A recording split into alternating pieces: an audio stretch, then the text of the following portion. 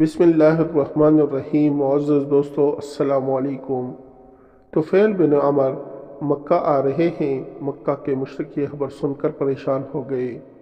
یہ ان دنوں کی بات ہے جب نبی کریم صلی اللہ علیہ وآلہ وسلم نے اعلانیہ دین کی تبلیغ شروع کر دی تھی۔ طفیل بن عمر اپنے قبیلے دوس کے رئیس تھے۔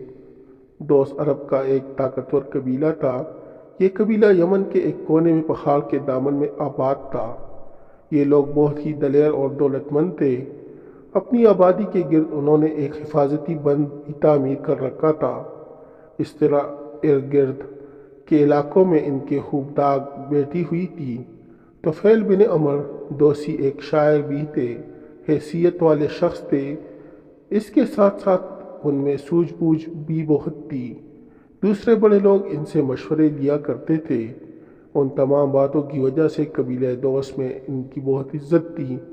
یہی وجہ تھی کہ مکہ کے مشرک ان کی آمد کی خبر سن کر پریشان ہو گئے۔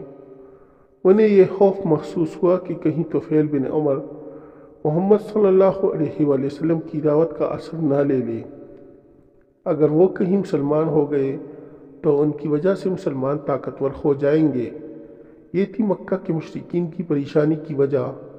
چنانچہ وہ سر جوڑ کر بیٹھ گئے اور اس مسئلے پر غور کرنے لگے۔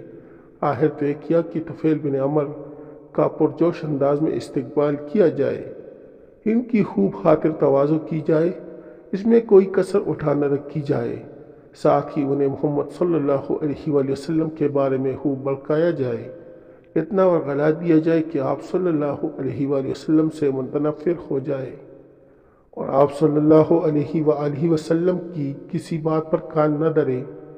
سب نے اس رائے سے اتفاق کیا۔ چنانچہ جو ہی طفیل مکہ میں آئے، مشرکین نے ان کا زوردار استقبال کیا، انہیں ہاتھوں ہاتھ لیا، پھر نبی کریم صلی اللہ علیہ وآلہ وسلم کے بارے میں ان کے خوب کان بھرے۔ خود بعد میں طفیل بن عمر نے بتایا کہ قریش کا جو آدمی بھی مجھے ملتا تھا وہ یہی کہتا تھا، تم ہمارے مہمان ہو، یہاں کے مقامی حالات سے ناواقف ہو۔ ہم خیر خواہی کے لیے بتا دیتے ہیں کہ ہمارے قبیلے کے ایک شخص محمد بن عبداللہ صلی اللہ علیہ وآلہ وسلم نے کچھ مدت سے ہمیں چکر میں ڈال رکھا ہے۔ اس نے ہم میں بے چینی اور الجھنیں پیدا کر دی ہیں۔ ہمارے سب کام گڑبڑ ہو چکے ہیں۔ اس کی باتیں جادو کا اثر رکھتی ہیں اور اپنی زبان کے طاقت سے کام لے کر میاں بیوی، باپ بیٹے اور بھائی بھائی میں تفرقہ ڈال دیتا ہے۔ ہمیں ڈر ہے کہیں تم اس کی چال میں نہ آ جاؤ۔ ہمارا دوستانہ مشورہ یہ ہے، اس سے کوئی بات نہ کرو اور نہ اس سے کچھ سنو۔ ان باتوں نے مجھے کچھ اس حد تک خوفزدہ کر دیا کہ میں نے اپنے کانوں میں روئی ٹونس لی، تاکہ اگر اتفاقاً کہیں آپ صلی اللہ علیہ وآلہ وسلم سے ملاقات ہو جائے تو ان کی زبان سے نکلی ہوئی کوئی بات میرے کانوں میں نہ پڑ جائے۔ اللہ کی قدرت کے کھیل انوکھے ہیں۔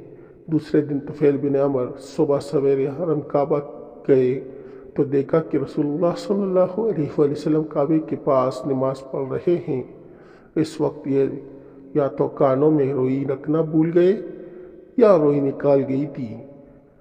نبی کریم صلی اللہ علیہ وآلہ وسلم جو آیات تلاوت کر رہے تھے اور ان کے کانوں میں پڑ گئے، اللہ کا کلام تھا اور نبی کریم صلی اللہ علیہ وآلہ وسلم کی زبان مبارک سے نکلا تھا۔ طفیل بن عمر سوجھ بوجھ والے تھے، اثر لیے بغیر نہ رہ سکے۔ انہیں یوں محسوس ہوا جیسے ان کے دل دماغ میں ٹھنڈک دوڑ گئی ہو۔ انہوں نے دل میں کہا، او طفیل، تو کتنا ناسمجھ ہے، قریش کے چکر میں آ گیا۔ کیا تجھ میں عقل نہیں ہے؟ اللہ نے تجھے شعر و شاعری کی صلاحیت عطا کی، تو خود دوسرے کی کلام خوبی یا عیب کو پرکھ سکتا ہے، پھر کیا مشکل اور الجھن ہے کہ تو خود فیصلہ نہ کر سکے؟ ان سے مل کر معلوم تو کر وہ کیا کہتے ہیں۔ اگر ان کی بات قبول کرنے کے قابل ہے تو مان لے، ورنہ کوئی زبردستی تو ہے نہیں۔ نبی کریم صلی اللہ علیہ وآلہ وسلم نماز سے فارغ ہوئے اور حرم سے نکل کر چل پڑے۔ طفیل بھی پیچھے پیچھے ہو لیے۔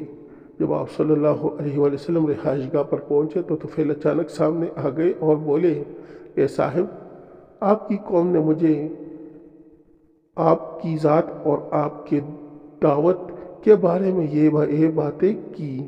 ان کی باتوں کا اثر اتنا ہوا کہ میں نے کانوں میں روئی ٹھونس لی تاکہ آپ کی آواز نہ سن سکوں، لیکن ابھی کچھ دیر پہلے حرم میں اللہ نے مجھے آپ کی آواز سنا دی۔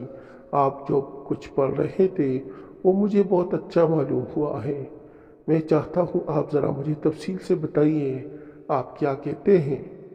نبی اکرم صلی اللہ علیہ وآلہ وسلم نے ان کے سامنے اسلام کی خوبیاں بیان فرمائیں، قرآن کا کچھ حصہ پڑھ کر سنایا۔ یہ شیریں کلام سن کر طفیل بن عمر پر وجد کی حالت طاری ہو گئی۔ شاعر تھے، کلام کو سمجھتے تھے، لیکن یہ کلام ایسا تھا کہ پہلے کبھی اس جیسا سنا نہیں تھا۔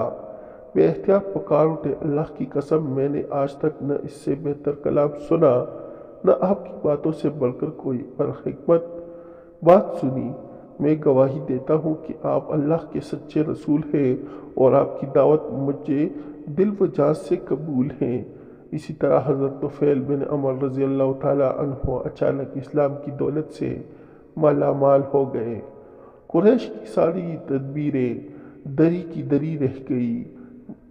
حضرت طفیل رضی اللہ تعالیٰ عنہ مکہ سے چلنے لگے تو رسول اللہ صلی اللہ علیہ وآلہ وسلم کی خدمت میں حاضر ہوئے اور عرض کی، یا رسول اللہ، میں اپنی قوم کا سردار ہوں، میری قوم مجھے بہت چاہتی ہے، اگر آپ اجازت دیں تو میں وطن جا کر اپنی قوم کو اسلام کی دعوت دوں۔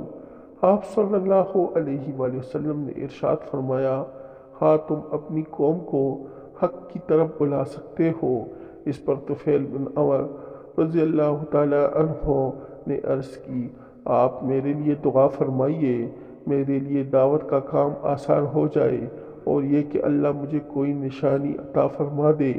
آپ صلی اللہ علیہ وآلہ وسلم نے دعا فرمائی، الہی اسے کوئی نشانی عطا فرمائے۔ حضرت طفیل بن عمر رضی اللہ تعالیٰ عنہ رسول اللہ صلی اللہ علیہ وآلہ وسلم کی دعا لے کر وطن کی طرف روانہ ہوئے۔ طویل سفر کے بعد اپنی بستی کے قریب پہنچے تو سورج غروب ہو چکا تھا، ساری وادی اندھیرے میں ڈوب چکی تھی۔ راستہ دو پہاڑوں کے درمیان سے ہو کر جاتا تھا۔ زبردست اندھیرا میں نیچے جانے بہت مشکل کام تھا۔ اس وقت ایک بہت ہی عجیب واقعہ ہوا۔ جو ہی حضرت طفیل رضی اللہ تعالیٰ عنہ نے نیچے کی طرف رخ کیا، ان کا چہرہ ایک دم روشن ہو گیا۔ اس میں سے پھوٹ پھوٹ کر نکلنے والی روشنی نے ارد گرد کی فضا کو روشن کر دیا۔ حضرت طفیل رضی اللہ تعالیٰ عنہ اس وقت اپنے قبیلے کے ایک ایک گھر کو دیکھ رہے تھے۔ یہ رحمت العالم صلی اللہ علیہ وآلہ وسلم کی دعا کا اثر تھا۔ معلوم نہیں اس وقت طفیل رضی اللہ تعالیٰ عنہ کے دل میں کیا خیال آیا، انہوں نے دعا کے لیے ہاتھ اٹھا دیے، اے اللہ اپنی نشانی چہرے کی بجائے کسی اور جگہ منتقل فرما دے۔ اب یہ الفاظ منہ سے نکلے ہی تھے کہ روشنی ان کے کوڑے میں آ گئی۔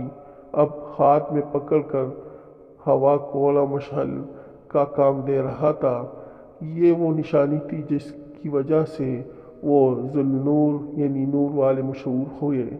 گھر پہنچے سب سے پہلے باپ کو اسلام کی دعوت دی، انہوں نے بھی اسلام قبول کر لیا۔ پھر سارا گھرانہ مسلمان ہو گیا۔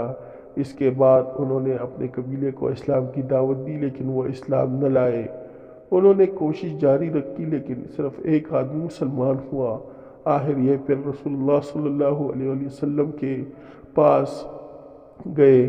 آپ صلی اللہ علیہ وآلہ وسلم سے قبیلے کے لیے دعا کی درخواست کی۔ نبی کریم صلی اللہ علیہ وآلہ وسلم نے دعا فرمائی۔ یہ پھر قبیلے کی طرف لوٹے، پھر انہوں نے تبلیغ کی۔ آخر ان کے قبیلے کے اکثر گھرانے مسلمان ہو گئے۔ طفیل بن عمر رضی اللہ تعالیٰ عنہ 7 ہجری کو مدینہ گئے۔ آپ نے غزوہ خیبر میں شرکت کی۔ فتح مکہ کے موقع پر بھی آپ نبی کریم صلی اللہ علیہ وآلہ وسلم کے ساتھ تھے۔